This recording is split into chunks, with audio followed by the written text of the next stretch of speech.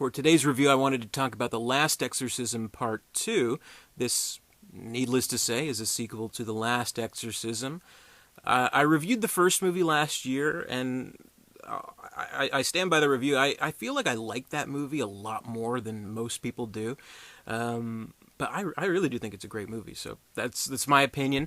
But this sequel, I mean, I was avoiding this because I liked the first movie so much. I didn't want it, tarnished or whatever. The reviews were horrible for this movie. Seriously, I have no idea where it is on Rotten Tomatoes or whatever, but I can't imagine it being too high.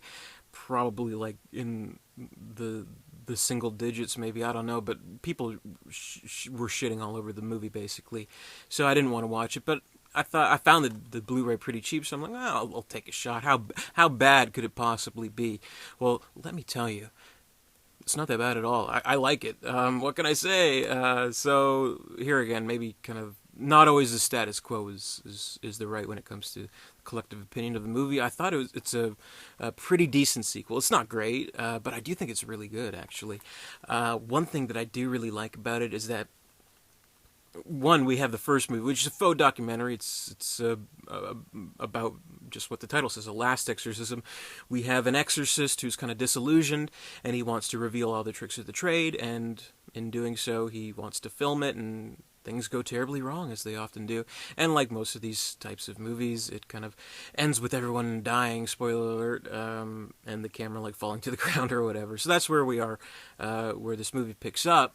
But one thing it does kind of differently is that it changes the format. So this is not a found footage horror movie. This is like a legit film scripted,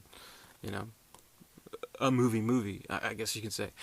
So that's something I would say unique. I can't really think of other series or franchises that really kind of followed through that way, except for Blair Witch 2, but let's not talk about that. So I think that's kind of a good switch, I think.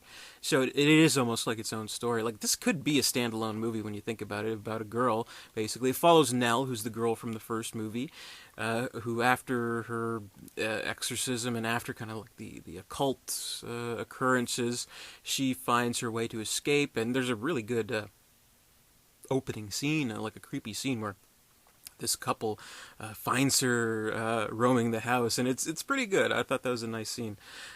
Basically, it's her just trying to adjust to normal life again. So you almost don't need that first movie to enjoy this. In fact, maybe it works better as just looking at it. Maybe they could have given it a different title. I don't know what, but just as this movie about a girl who had this traumatic experience in a horror movie, trying to adjust to normal life. She's brought into this girl's home, which is run by a person who's played by Muse Watson, actually, from I Know What You Did Last Summer, The Fisherman. He's pretty good in his role. It's a small role, but he's pretty good. So she's just adjusting to normal life, trying to be like a normal girl. Like, it has almost like shades of Carrie in it, when Carrie's trying to be normal, so to speak. And I think that's all pretty good, because you always kind of wonder about these types of movies, particularly like if it's like some kind of like paranormal trauma or something like that. You always wonder where they're at. Like, let's say it's not even a horror movie. Let's just say how they're adjusting to life after these events. I think that's something that can be pursued, but of course you have to make it a horror movie. So this is a horror movie, but it almost feels at times like a drama. So we see her kind of adjusting to life. We have this boy who she's kind of getting in a relationship with. We have friends that she's becoming with at the shelter. The one girl, I forget her name. What's her name? She's really good. Julia Garner from Electric Children. She's in this movie. She's really good. And it almost feels, you almost forget for a second that there's kind of the horrific undertone to the movie. But of course it is a horror movie, so every so often creepy things are happening. We feel that people are following her. She's having dreams about her father, things like that. And we sense that there's this whole kind of underground society of the occult that wants her to come back to the dark side, basically.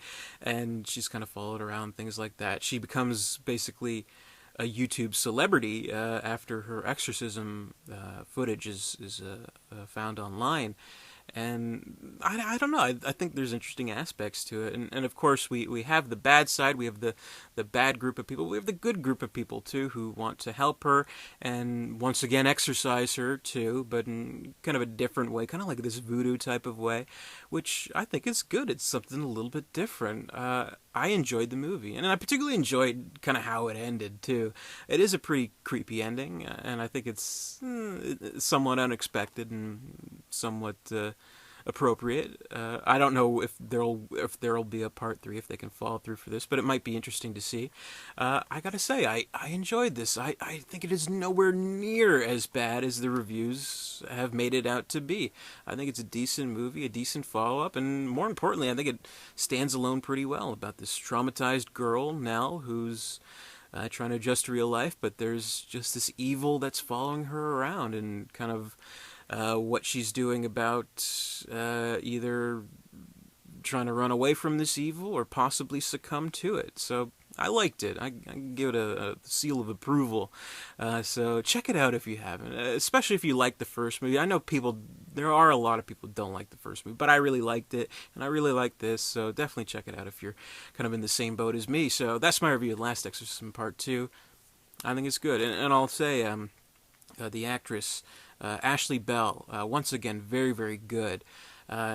In the first movie, she is kind of like a supporting character, sort of. The first movie is more about the exorcist, not the exorcisty, the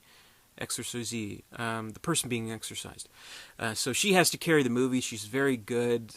She plays traumatized very well, but she plays a girl with this hopes to pick up the pieces of her life very well. So yeah, that's my review. Thanks very much for watching. Be sure to comment, rate, subscribe, all that good stuff. Visit Derek237.com. Stay tuned for more 31 Days of Horror. I got plenty more to come. Plenty more new horror movie reviews every day, so stay tuned for that. Until then, stay scared, and I'll see you later.